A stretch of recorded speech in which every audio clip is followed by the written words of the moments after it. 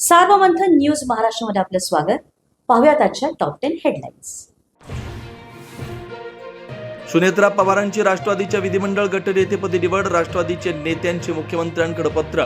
उपमुख्यमंत्री पदाच्या प्रक्रियेसाठी मुख्यमंत्र्यांकडून राज्यपालांना पत्र. सुनेत्रा पवार यांची राष्ट्रवादीच्या विधिमंडळ गटनेतेपदी एकमताने निवड. तसंच राष्ट्रवादी पक्षाचे सर्वाधिकार सुनेत्रांकडे. सुनेत्रा संध्याकाळी 5 वाजता घेतली उपमुख्यमंत्री पदाची शपथ.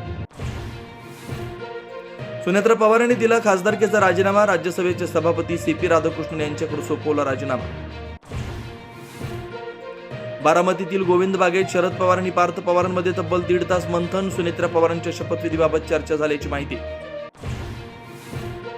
सुनेत्रा पवारांची गटनेतेपदी मुंबईत निवड होत असताना सुप्रिया सुळे अजित पवारांच्या मातोश्रींच्या भेटीला.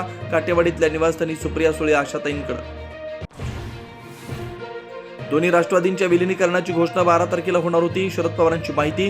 तर चर्चेची जबाबदारी माझ्यावर देण्यात आली. शरद पवारांच्या राष्ट्रवादीचे नेते जयंत पाटलांचं विधान. 17 जानेवारीला शरद पवार अजित पवारांमध्ये बैठक. जिल्हा परिषद निवडणुकी संदर्भात झाली होती चर्चा. शरद पवारांना विश्वासात न घेता तातडीनं सुनेत्रा पवारांचा शपथविधी घेणं योग्य नाही. निर्णय किती दिवस टिकेल सांगता येत नाही. शरद पवारांच्या राष्ट्रवादीचे आमदार उत्तम जानकर यांचं विधान.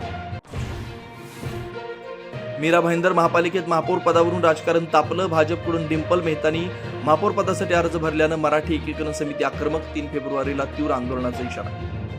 सार्वमंथन न्यूज महाराष्ट्राला लाईक करा, शेअर करा, सबस्क्राईब करा.